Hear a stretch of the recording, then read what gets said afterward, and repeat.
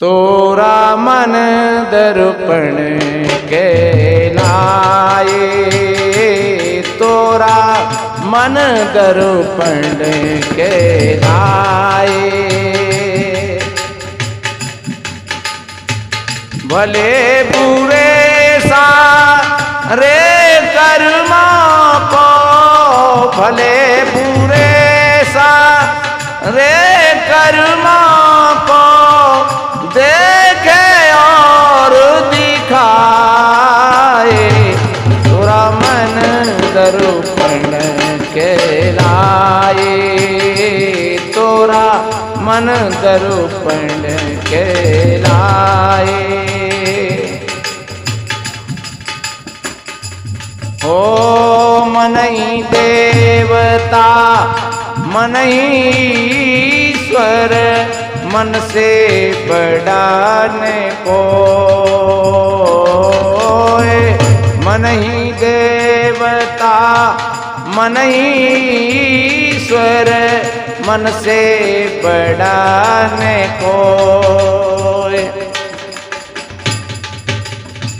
जगयु जियारा जब जब पहले, जगयु जियारा जब जब पहले, घटयु जियारा हो इसी उज्जुले दर्पण पर प्राणी, धूल न जमने पाए, तोरा मन दर्पण कहलाए, तोरा मन दर्पण कहलाए।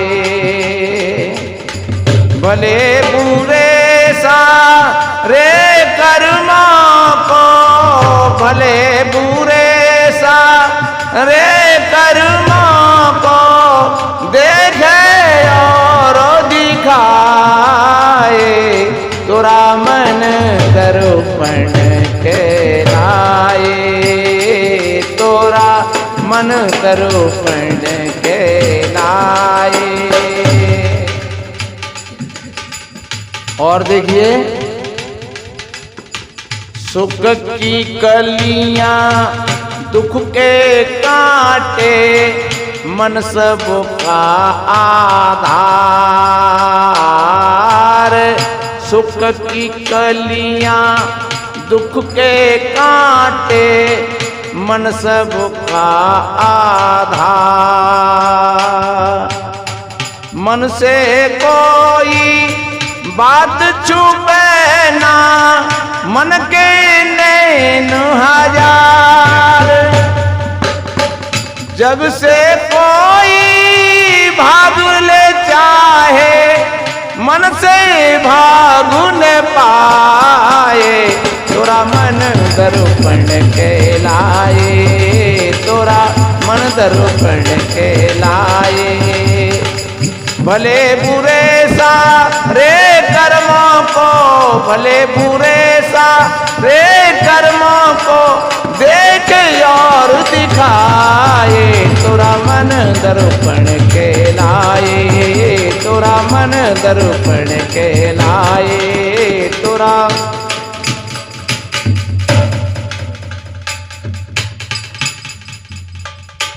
हो तन की दौलत ढलती छाया, मन का धन अनमोल, तन की दौलत ढलती छाया, मन का धन अनमोल।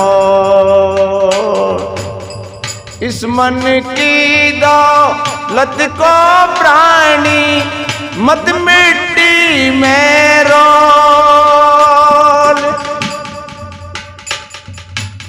मन की कदर भुलाने वाले हीरा जन्म गमाए, तोरा मन दर्पण कहलाए, तोरा मन दर्पण कहलाए, तोरा।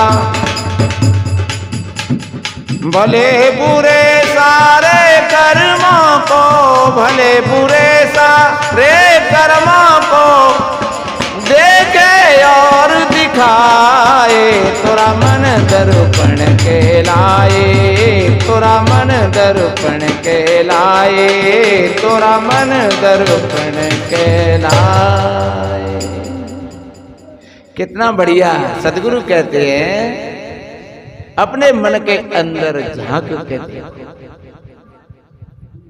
जो वास्तव में अपने मन के अंदर में झांक करके देखना शुरू कर देता है, समझ लो कि उसकी आध्यात्म की यात्रा शुरू हो जाती है। और अभी मन के अंदर नहीं देखा है तो आप हजारों देवी देवताओं की पूजा करते हैं, आप मंदिरों में जाते हैं, मस्जिदों में जाते हैं, चर्चों में जाते हैं, कहीं भी किसी सत्संग में जाते हैं, तो समझ लो अभी आप अपने मन को नहीं खोज पाए, अपने मन को नहीं देख पाए, तो तुम अपने परमात्मा से बहुत दूर हो। और मन खराब नहीं है और मन अच्छा भी नहीं। अगर तुम जागृत होकर के अपने विवेक से अपने मन को देखोगे तो मन एक बहुत बड़ा साधन है, शक्ति है। कुंभे बांधा जल रहे और जल बिन कुंभ न हो, ज्ञान बांधा मन रहे पर मन बिन ज्ञान न होए। कितनी बढ़िया बात है। बिना मन के ज्ञान होता भी नहीं है और बिना ज्ञान के मन रुकता भी नहीं है। जैसे घड़ा बनाते हैं पानी भरने के लिए, तो बिना घड़ा के पानी रुकता भी नहीं है पर बिना पानी के घड़ा बनता भी नहीं। इसलिए मन एक शक्ति है। ये आंख एक शक्ति है देखने के लिए, ये खराब नहीं है। ये कान एक शक्ति है सुनने के लिए, ये नाक एक शक्ति है सुगंधी गंदी दुर्गंधी की यही तो पहचान होती है। नाक ही बताती है कि सुगंध आ रही है, कि दुर्गंधी आ रही है, कि गंदगी फैली है। अगर कोई सूक्ष्म गंदगी आ रही है हवा के साथ में पास आ रही है तो तुम्हारी आंख नहीं बताएंगी, तुम्हारे कान नहीं बताएंगे, तुम्हारी नाक बताएगी।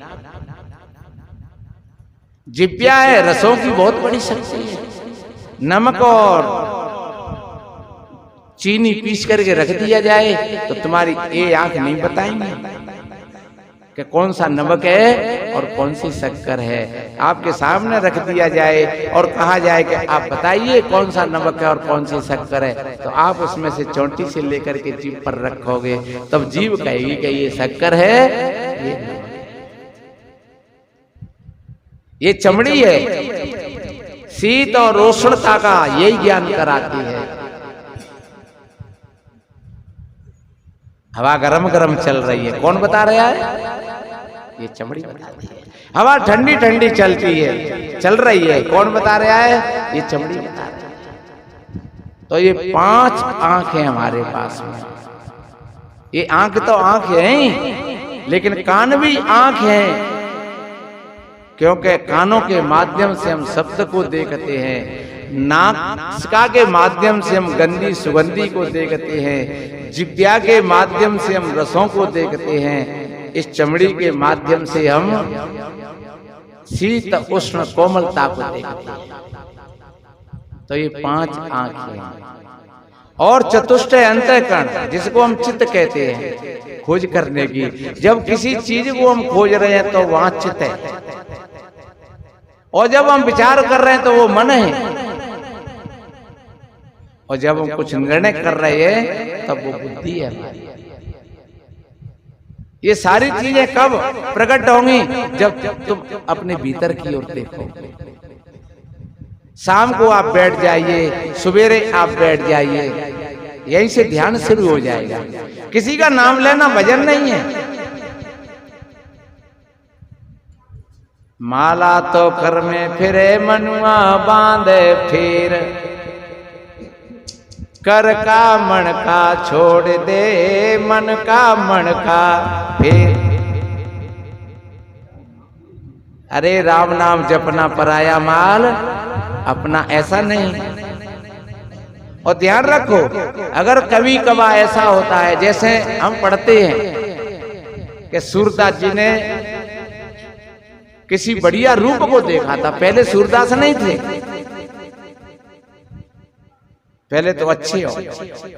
तो जब किसी रूप को देखा, उस रूप को देख करके उनका मन चलायमान, तो बताते हैं कि सूझ मांग करके और उन्होंने अपनी आंखों करने रहेगा बांस न बजेगी बांस। पर ध्यान रखो, ये बात आंखों की नहीं है, ये थोड़ा धोखा खा गए यहाँ पर। वो तो ऐसे जानो जैसे यहाँ माइक पर हम बोल रहे हैं और कोई भी तुरैयन तोड़ा रहे कि जिनमें तो बड़ी आवाज आ रही है। हाँ, तो आवाज बाकी तो बंद हो जाएगी, लेकिन ये मौलिक रूप से तो आवाज जब बंद होगी जब यहाँ मेरे बटन दब जाएंगे या जी माइक का बटन दब जाएगा। माइक का बटन, मशीन का बटन दब जाएगा तो सारे डिब्बा और सारी तुरैया अपने आप बंद हो जाएंगी। लेकिन तुम डिब्बा और तुरैयाओं को तोड़ते रहे और यहाँ मशीन चलती रही तो ध्यान रखो काम नहीं बनेगा पूरा, फिर तो तुम भूल गए, क्योंकि मशीन चल रही है। ये आंख तो एक यंत्र है देखने का, आंख कोई केंद्र नहीं है। ये आंख तो एक रास्ता है किसी चीज को बाहर से भीतर पहुंचाने के लिए। ये कान तो एक रास्ता है शब्द को बाहर से भीतर पहुंचाने के लिए। कान कोई ग्राहक नहीं है, ग्राहक तो कोई और है। ये जिब्या हमारी कोई रसों का केंद्र नहीं है, ये भी रास्ता है। ये पांचों मैंने जो आंख बताई ये हमको बाहर जोड़ती हैं और भीतर जोड़ती हैं। अगर हम भीतर से जागृत हो जाएं तो फिर ये पांचों ज्ञानेंद्रियां हमारी साधन बन जाएंगी। फिर हम रूप को भी देखेंगे तो फिर कुछ और तरीका होगा देखने का। हम शब्द को भी सुनेंगे तो फिर कुछ और तरीका होगा शब्द को सुनने का। हम भोजन भी पाएंगे और रस को भी देखेंगे तो फिर कुछ और तरीका होगा रसों। वो रसों में खोएगा नहीं, वो किसी रूप में खोएगा नहीं। रूप को देख रहा है, दिख रहा है रूप, पर खो नहीं रहा है उसमें, वो देख रहा है। लिखा है देखो मगर प्यार से देखो जरूर, लेकिन घृणा की दृष्टि से नहीं और वासना की दृष्टि से नहीं।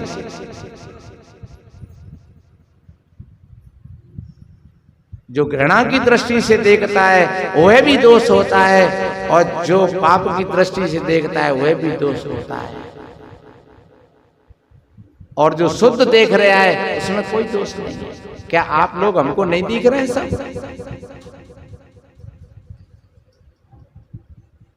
सज्जनों? किसी रूप को हमने पहली बार देखा तो वो दिख रहा है, कोई बुराई की बात नहीं है। कोई बहन है, बेटी है सामने, कोई बढ़िया सुंदर मकान बना हुआ है अच्छा, और वो दिख रहा है, कोई दोष नहीं है। लेकिन फिर से हमने लौट करके देखा तो मकान तो शायद नहीं भूलेगा, लेकिन जैसे कोई बहन बेटी है या मकान मालिक बैठा हुआ है तो फिर वो कहेगा भैया काय को देख रहे हैं, क्या बात है, क्या कहना चाहते हो? वहां दोष आ, फिर तुमको जवाब देना पड़ेगा उसका। किसी भी बहन बेटी से या कोई बहन बेटी किसी भी भाई को अगर देख करके और फिर देखती है, अगर देख करके और फिर देखता है, वहीं पर दोष खड़ा हो जाता है। क्यों देख रहे हो भैया? क्या कोई हमारे तुम जाने पहचाने हो? क्या कोई रिश्तेदार हो? क्या हमको तुम जानते हो? कि नहीं, हम नहीं जानते। तो फिर क्यों देख रहे हो? उसका जवाब देना पड़ेगा, और जवाब नहीं दोगे तो फिर वहां गाली खानी पड़ेगी, क्योंकि वो दोष आंखों का नहीं था, वो दोष भीतर वाले का था। उसके आंखों के पीछे जो मैं मन बोल रहा था वो है मन है। जैसे हमारी ये 5 शक्ति हैं बाहर से भीतर को जाने की, भीतर से बाहर जाने के लिए, ऐसे ही फिर वो मन भी शक्ति है कि सारी भीतर की चीजों को उड़ेल करके वो बाहर फेंकता है और बाहर की चीजों को वो भीतर खींचता है। वो हमारा अंतःकरण है। जो हमारा चित्त है उस चित्त में ही दुनिया के चित्र छप जाते हैं। चच्चा चित्र रचो बड़ा भारी। कितने चित्र हैं हमारे चित्त में? कोई किसी के पास में गिनती होगी? इसमें तमाम जीवन की फाइलें पड़ी हैं, और एक जन्म की नहीं, जन्मान जन्मों की फाइलें पड़ी हैं। इसलिए मेरे बहन भाइयों, अगर तुम देखना शुरू कर दो भीतर अपने मन रूपी शीशा में, तो फिर वहां फैसला शुरू होने लगेगा। फिर भीतर से ये भाव आएगा क्या करना चाहिए, क्या नहीं करना चाहिए। फिर वहां भाव है पॉजिटिव और नेगेटिव, तो तुम नेगेटिव भावों से हटते चले जाओगे और पॉजिटिव भावों को तुम जमा करते चले जाओगे। पॉजिटिव का मतलब है अच्छा, फिर तुम हर एक चीज में अच्छा ही देखो, और होता भी है। 3 प्रकार की मक्खी होती है। एक मक्खी तो गंदगी पर बैठती है, भाई फूलो अच्छा ना लगा तो वो गंदगी पे ही बैठे। और एक मक्खी वो होती है जो फूलों पर बैठती है, और एक मक्खी और जो फूलों से रस ले लेकर के वो शहद बनाती है। पर वो तेजू होती है ना। अरे भाई काम लो सो लाड़े लो हैं, जो कुछ करेगा वो तो बाद में कोई शक्ति होगी तो वो तो शक्ति तो काम करेगी कितों न कितों। जो गंदगी में बैठती है वो बुका खाई है। और वास्तव में ही जो फूलों पर बैठती है और फूलों से रस ले लेकर के और जो मधु बनाती है, शहद बनाती है, उसको गंदगी अच्छी नहीं लगेगी। हमारे भी इसी तरीका के विचार होते हैं। एक भैया कोई भाई बहन है, उसकी दृष्टि गंदगी पर जाती है, और एक भैया अपने पॉजिटिव भाव से देखते हैं, नेगेटिव भाव से नहीं, अच्छी चीज को पकड़ते हैं। सड़े हुए फूल से उन्हें कोई लेना देना नहीं है, सड़े हुए फल से कोई लेना देना नहीं है। सड़ गया वो गया।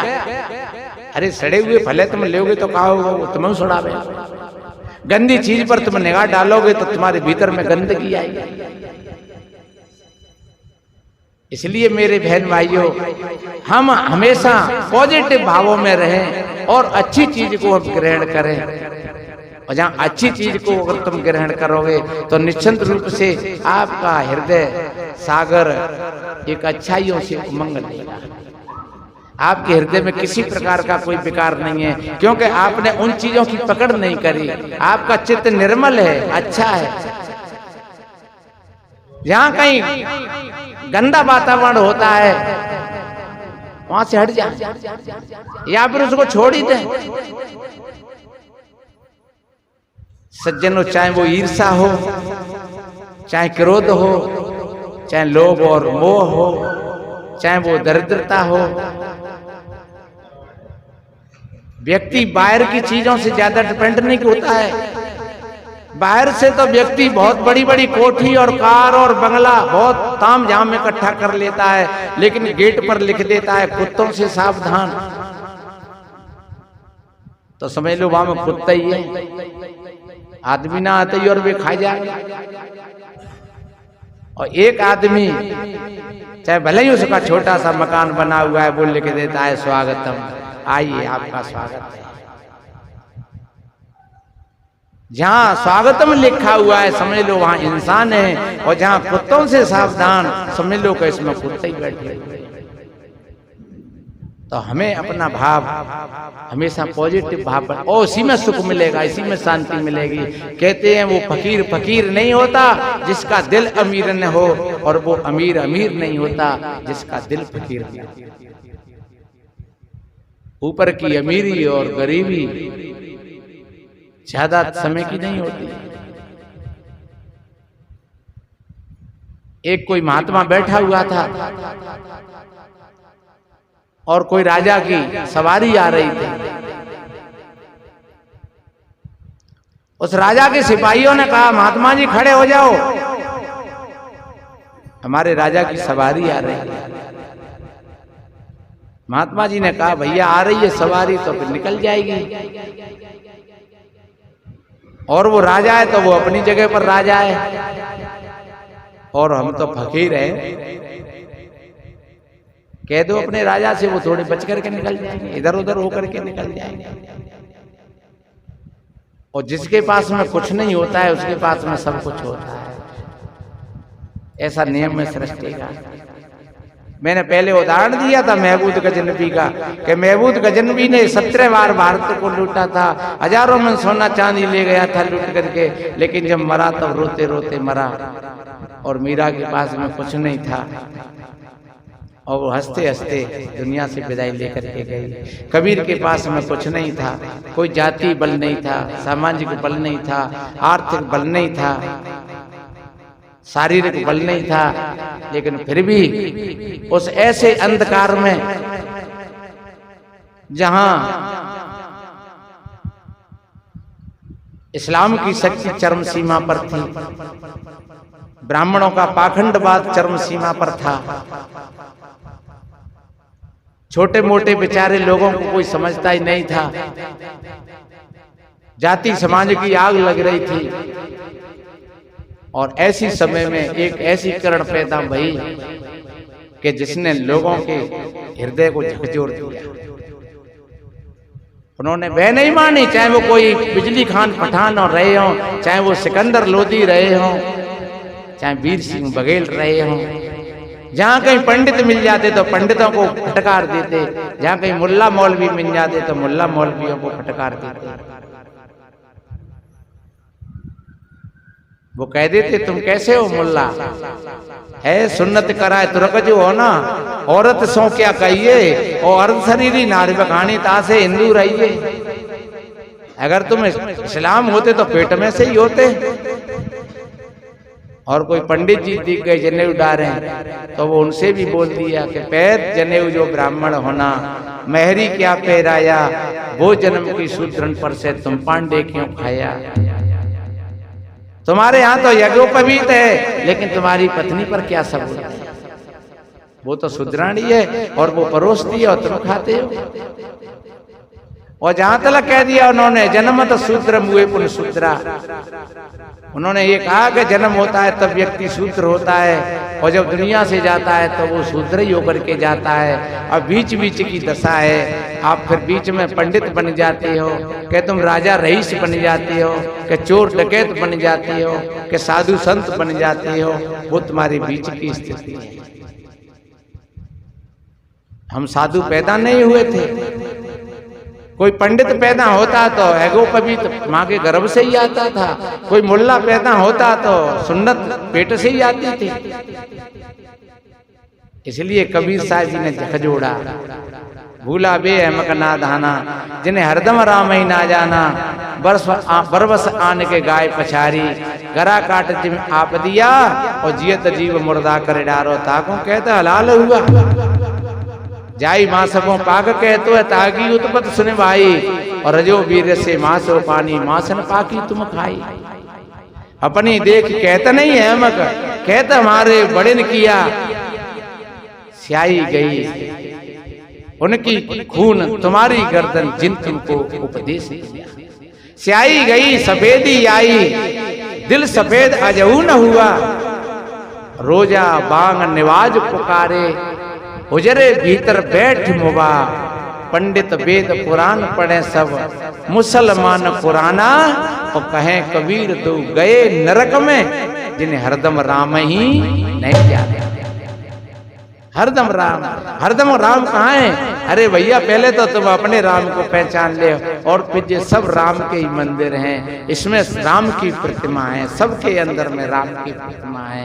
सब घट मेरा साइया सुनी से जन कोय, बलिहारी घटता सुखी जा घट पर घट होए। तो मैं बोल रहा था कबीर एक ऐसा फक्कर था, और शायद ये कबीर की बात हो जो मैं बोल रहा था। महात्मा बैठा हुआ और राजा की सवारी आ रही, सिपाही ने कहा खड़े हो जाओ, रुंध जाओगे, हमारे राजा आ रहे हैं। महात्मा जी ने कहा तुम्हारे राजा आ रहे हैं तो आने दो, हम तो महाराज हैं नहीं। अरे तेरो राजा है तो हम महाराज हैं, कह दो अपने राजा से जाकर के।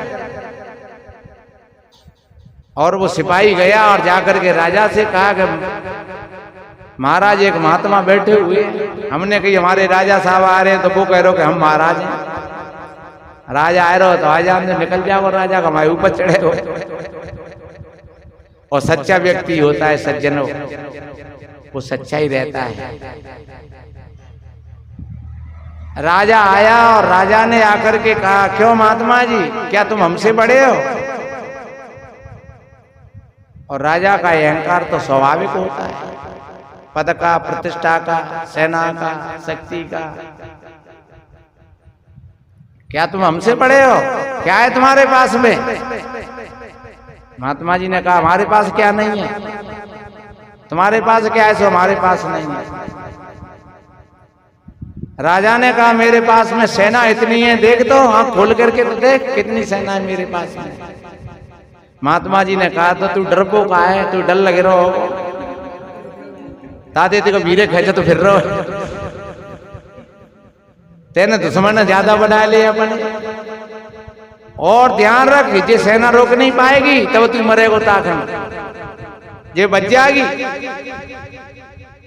लेकिन हमारा किसी से कोई बैर नहीं है और हमको किसी का डर भी नहीं है,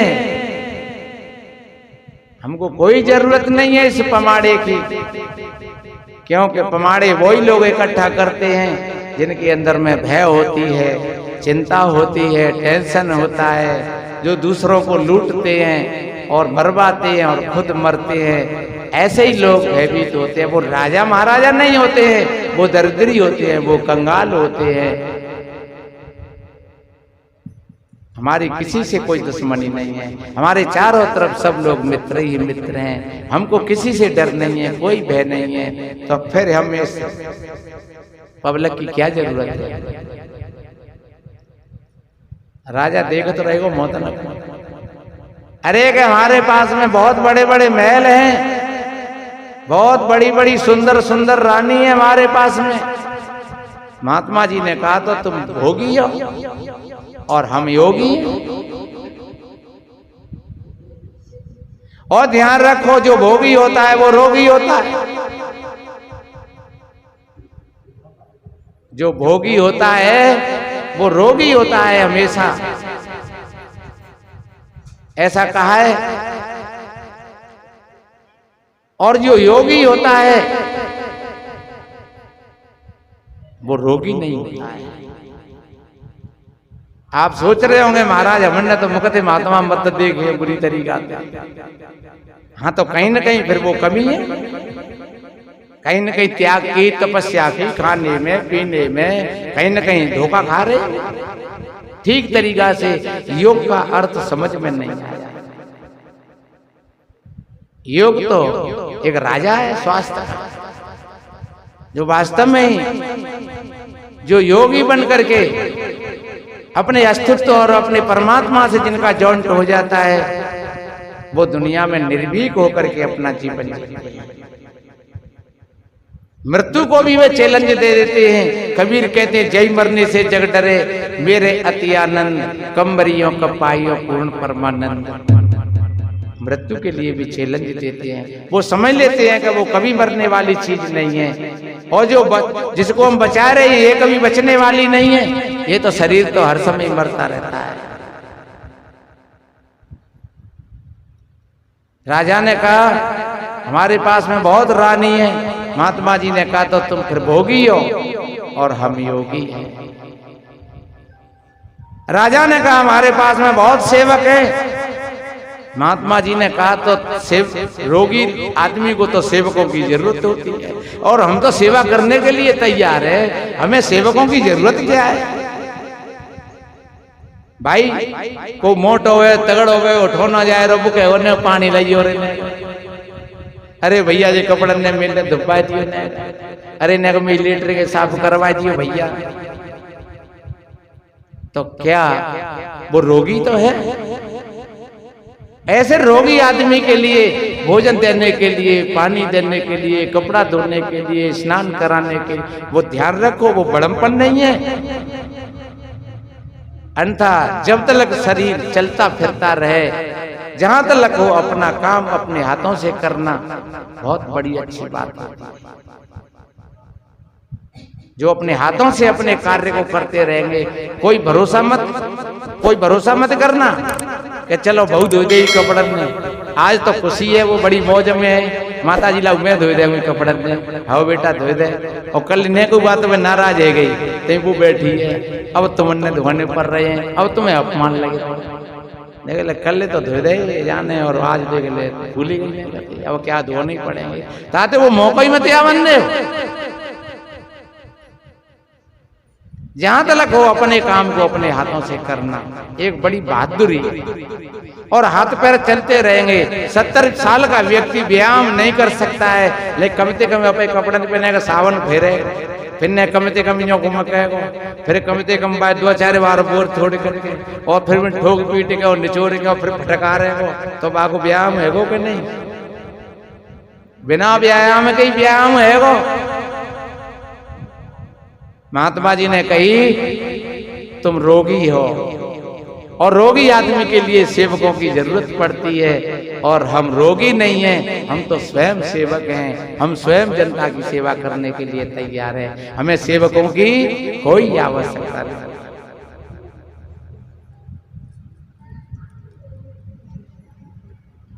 महात्मा जी के राजा जो प्रश्न कर रहे और महात्मा जी बात को ले जाए, क्योंकि जो निर्भीक होते हैं, निर्वासित होते हैं, जिनके चित्त में किसी प्रकार की वासना नहीं होती है, जो हमेशा कर्तव्य परायण होते हैं, अपने कर्तव्यों का पालन करते हैं, चाहे वो साधु हों, चाहे गृहस्थ हों, चाहे वो कोई नेता मिनिस्टर हों, चाहे कोई मास्टर अध्यापक हों, चाहे कोई पुलिसकर्मी हो, कोई भी भाई है और वो कर्तव्य निष्ठा के साथ अपना पाठ खेलता है, मेरे बहन भाई उसमें उसको बड़ा आनंद आएगा, क्योंकि उसमें उसके जीवन की सार्थकता है।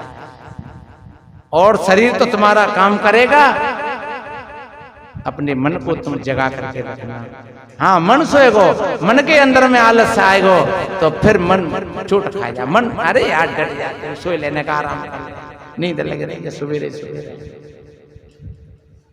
अगर मन की बातें मानोगे तो आप नीचे की ओर चले जाओगे, और थोड़े अपने भीतर अपनी आत्मा की बात को सुनोगे तो आपका मन उसमें फिर संयोग करेगा। मैंने निवेदन किया था एक थोड़े से मन के भावों को लेकर के आप अपने मन रूपी शीशा को निरखते परखते रहिए, धूल झड़ाते रहिए, तो आपका शीशा ये मन है और उसमें साक्षात्कार होने लगेगा अपने आप। संतों का तो यही भाव होता है, सर्वे भवन्तु सुखिनः, सर्वे सन्तु निरामया, सर्वे भद्राणि पश्यन्तु मा कश्चित् दुःख भाग् भवेत्। सभी के जीवन में आनंद हो, सभी का कल्याण हो। आप सभी भाई बहनों के लिए कोटि कोटि साधुवाद, धन्यवाद।